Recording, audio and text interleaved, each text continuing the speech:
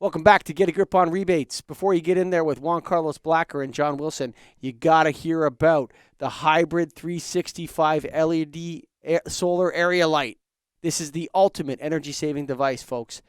It runs on line voltage, it runs on solar power, it runs on battery, and it knows when to be on solar power, when to be on battery, and when to be on line voltage. That's right. The ultimate energy saving device. Go to solera-solar.com. SOLERA-SOLAR.com. Get a grip on rebates. Well, man, we're 9 weeks into this pandemic quarantine, and COVID has taken over the world. So today I want to talk about rebate love in the time of COVID. So I like what's it. Sounds happening? like a song right there. You like it? Good, good. So I want to talk a little bit about what's happening, how the utilities are dealing with that in terms of their rebate programs, and maybe a little bit about what our trade allies can do to be more proactive and help work on these or help their projects continue on even through the pandemic. I mean, so tell me, John, you think anything utilities can be doing? I don't know. Well, let me See, let me so start with a controversial. Let me start with a controversial statement. I think this might be a silver lining for some utilities, so they finally change what they're doing. I think this might be a blessing in disguise that we're being forced utilities to do something different than how we have been doing it. How's that for an opening statement? that's big. I think possibly. I'm not sure, but possibly. How do you think that the change is going to happen? I mean, where do you see that change coming from? I mean, let me start by telling you what I think the problem is, and you agree or disagree with me, but I think utilities have close to 20 years of doing project oversight the same way. It's going in, it's counting fixtures, so they feel good about what they're doing and paying for it, and then they get out.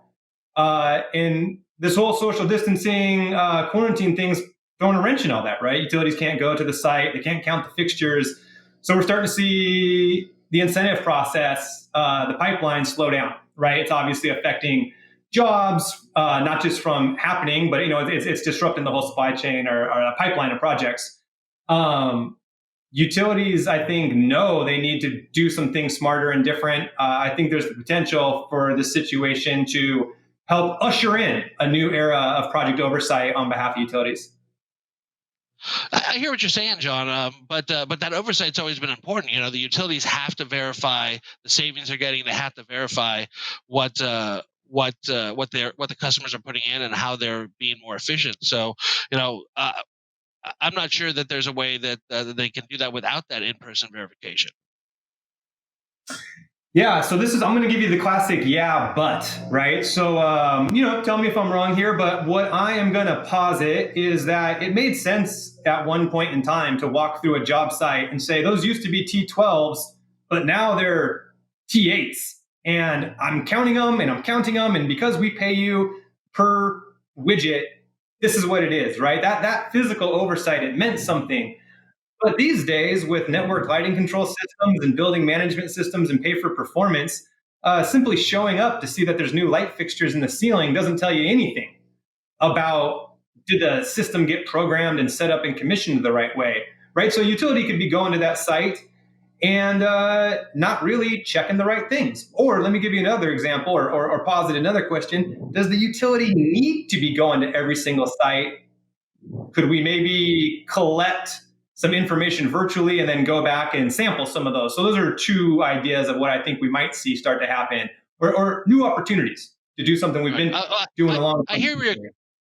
I hear where you're coming from on that, and I know that the utilities have been playing with virtual audits for years. I mean, since like 2013, 2014, they were starting to develop virtual audits to try to save money on these programs, but they've never really taken hold. You see, I don't know if there's a possibility that that they're going to get better through this, or that might be the solution.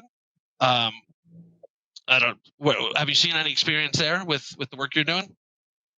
I think there's a couple different things that we're going to see happen. The first is in the sort of whatever we want to call the epoch before quarantine, right? In the world before the lockdown, you had a bunch of hot bodies at desks, and that was their job to go to these sites to do these walkthroughs. And listen, let's not gloss over the fact that there's not just value in that utility checking the lights to make sure the payment's legit. There's value in the utility showing up and making that contact with the customers. That's important stuff. But I think, and this is the part that might be controversial to my utility, brothers and sisters out there. But I don't think utilities need to be going to all those sites. But we could never break that cycle without some sort of outside disrupting force. I think this is pushing utilities slightly outside their comfort level, but that's what's going to allow it to work. Yes, before there was technology problems, but yeah, I hear where you're coming from. I hear that. I think a possibility. What if utilities seem to do tend to go in that way? What can the trade allies do? What can industry do to help push that along, to make it simpler, to make it more streamlined for them? Can they help push this new Epoch, as you call it? I mean, I'm not sure. Well, it's funny. I think there's always a rush with like new solutions. We want to like pick the new fancy technology oriented thing, and I'd sure hate to gloss over like the basics. I mean, I feel like the number one thing that screws rebates up everywhere I go in the country is just like you didn't attach the right cut sheet, or you didn't fill the dang lighting tool out correctly. So it's probably worthwhile like emphasizing if there was ever a time to take an extra 10, 15 minutes to make sure you're submitting the right stuff. This is that time. But maybe there's like a more proactive posture that folks who are trying to make these rebates, happen can take. And so certainly taking pictures worth a million words, we hear that all the time, right? Submitting pictures alongside whatever documentation you're setting in. I think that's going to be a big one. I think we're starting to see this as an example. As configuration tools become more the norm for projects, people are doing screenshots. Because a lot of times utility staff, they're not necessarily the expert in this stuff, right? And industry folks got to remember, industry folks, you guys are experts in this. You're doing it every single day. A lot of times you got to bring the utility along with you to make sure there's not additional delays. I've been saying time and time again on this podcast that industry, that the distributors, contractors, they got to get to know their energy service professionals over at the utilities. They have to understand the programs. So your point on paperwork and just understanding the basics is good, but I'm not sure where that gets us to the next level. So we'll see. Yeah, we'll see. Totally. I think in the short time, though, some of our listeners out there would be happy to know that the utilities are trying to do some basic things to help push along rebates. They are speeding up some of their processing, getting rebates back quicker.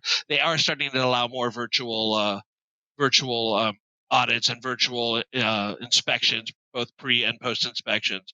But we'll see how this ends up manifesting in the future. And I like what you're thinking. But I think you might be a little bit. It's a tiny bit too hopeful. We'll see. We'll see. On the vanguard with rosy glasses. Yeah, that's usually the way you play. So, well, thanks, John. I appreciate the conversation. And this was Get a Grip on Rebates, and we'll talk next time.